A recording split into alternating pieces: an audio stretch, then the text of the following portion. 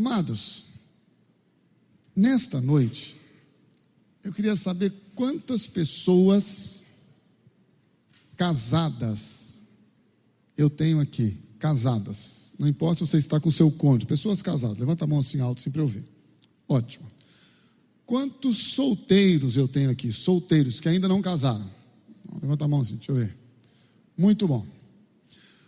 Porque o assunto desta noite, ele diz respeito tanto aos casados quanto aos solteiros. Apesar de falar, de certa forma, e talvez de maneira bem abrangente e aprofundada, para os casados. Mas, aqueles que são solteiros e pretendem se casar, precisam conhecer e saber quais são os princípios de Deus para o casamento. Porque muitos de nós, inclusive eu, quando casei, eu não conhecia os princípios de Deus para o casamento. Eu sabia de algumas coisas relacionadas com o casamento, mas eu não conhecia e não havia sido ensinado à luz das Escrituras como é o relacionamento conjugal, como se vive dentro de um relacionamento conjugal. E aí muitas vezes as pessoas dizem, mas falar isso para um público de pessoas, por exemplo, que já se casaram, já são viúvas, ou já são divorciadas e não vão se casar mais, ou já passaram de uma certa idade e agora já tem os filhos, os netos. Ora, deixa eu lhe dizer uma coisa, independente da sua idade e do seu estado civil, saber os princípios, conhecer os princípios que dizem respeito ao casamento é de fundamental importância, mesmo solteiros. Por quê?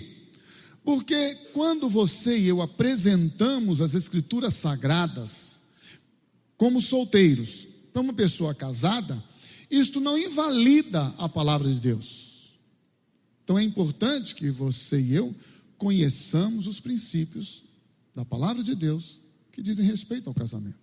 Se já estamos numa fase onde já criamos os filhos, já temos os netos, já não temos mais um relacionamento conjugal, ou por viuvez, ou pelo divórcio, pela separação, não importa, ainda assim precisamos conhecer, porque assim diz a Bíblia, as mulheres mais velhas ensinem às mais novas o procedimento para um bom relacionamento conjugal. Então todos nós, independente da idade e do estado civil, devemos aprender quais são os princípios de Deus para o relacionamento conjugal. E eu não sei se você sabe, Deus, Ele estabelece alguns pontos que são fundamentais para a nossa vivência e relacionamento, se nós queremos ter intimidade com Ele e com o nosso próximo. Para que fique uma coisa fácil, isso não é nenhuma doutrina bíblica, é só uma questão de ensino, didática. A gente exemplifica da seguinte forma: o meu relacionamento com Deus, então ele fica na vertical, indicado pelo dedão, que normalmente está assim. Então você vai guardar, sempre que você quiser saber como é que deve ser a prioridade, meu relacionamento com Deus. Com Deus. Por quê? Porque se eu não tiver relacionamento e intimidade com Deus, escute isto, tudo que eu fizer abaixo deste nível de relacionamento com Deus vai refletir a minha intimidade com Ele. A minha vida, no meu relacionamento com o cônjuge, com a família, com a vida profissional e com o ministério, que agora estão na horizontal, o vertical com Deus, o horizontal com os meus relacionamentos, com o cônjuge, com a família, com a minha vida profissional e com o meu ministério. Se eu não tiver este primeiro ponto, o meu relacionamento com Deus, vivendo em intimidade com Ele. Todos os outros viverão, eles serão estabelecidos a partir deste. Deixa eu insistir nisso, vou ser chato nisso. Se você ora, se você lê a palavra de Deus, se você conhece as Escrituras Sagradas, se você se submete a Deus, se você ouve a voz de Deus, isto é fundamental para você, a partir desta intimidade com Ele, desenvolver os demais relacionamentos. Efésios 5,15, abra sua Bíblia comigo, vamos ler o texto, e depois vamos então buscar o entendimento em cada uma de suas aplicações. Efésios capítulo 5, versículo 15. Antes de ler o versículo 15, você vai ler o versículo 14, para quem está à sua direita e à sua esquerda. Amém? Abram a Bíblia, Bíblias abertas. Leia o versículo 14 para quem está à sua direita e à sua esquerda, ou seja, você vai ler o versículo 2 vezes. Vamos lá? Desperta, tu que dormes, levanta-te dentre os mortos, e Cristo resplandecerá sobre ti. De novo, desperta, ó tu que dormes, levanta-te dentre os mortos, e Cristo resplandecerá sobre ti. Vamos nos colocar de pé, que eu já estou encerrando esta parte. Acabou o culto? Não, esta parte. Fecha a sua Bíblia, coloque em cima da cadeira. Fecha a Bíblia, coloque em cima da cadeira. Olhe para a pessoa que está ao seu lado e diga para ela: desperta, acorda. Agora pode sentar, foi só um exercício de fé para você dar aquela chacoalhada na pessoa, certo? E agora você continua. E assim diz a palavra de Deus: tenham cuidado com a maneira como vocês vivem, que não seja como insensatos, mas como sábios, aproveitando ao máximo cada oportunidade, porque os dias são maus. Portanto, não sejam insensatos, mas procurem compreender qual é a vontade do Senhor. Não se embriaguem com vinho, que leva à libertinagem, mas deixem-se encher pelo Espírito, falando entre si com salmos, hinos e cânticos espirituais, cantando e louvando de coração ao Senhor, dando graças constantemente a Deus por todas as coisas, em nome de nosso Senhor Jesus Cristo. Então este é o primeiro momento da sua e da minha vida, o mais importante, antes de todas as coisas. Remirmos o tempo, porquanto os dias são maus. Você tem percebido que a iniquidade tem aumentado sobre a face da terra? E por causa disto, cumprindo-se as Escrituras, o amor de muitos tem esfriado. E nós temos visto as pessoas a cada dia mais frias, mais distantes de Deus e do próximo, se importando menos com a relação de intimidade, de amor com Deus e com o próximo. Então a Bíblia está dizendo: olha, desperta você que está dormindo, você que está na comunidade da graça há 22 anos e ainda dorme.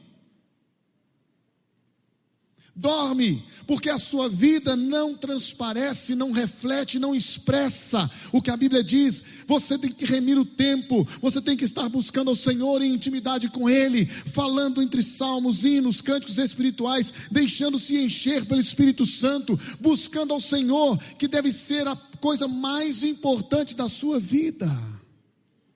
Deixa eu lhe dizer uma coisa, meu irmão: sua esposa não é a coisa mais importante da sua vida. Jesus é a coisa mais importante. Não é a coisa, é a pessoa mais importante da sua vida.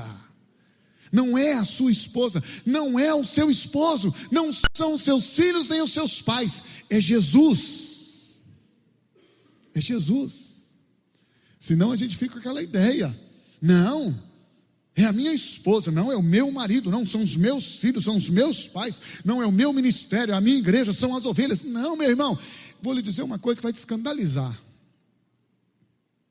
perca tudo, perca inclusive a sua família, mas não perca Jesus.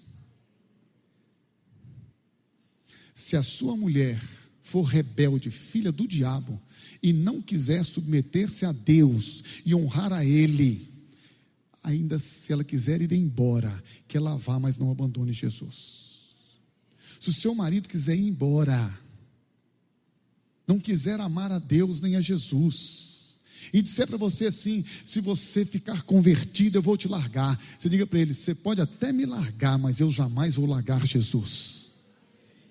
Perca tudo, mas não perca Jesus, porque ninguém pode te dar a salvação, ninguém pode te dar a eternidade, somente Jesus.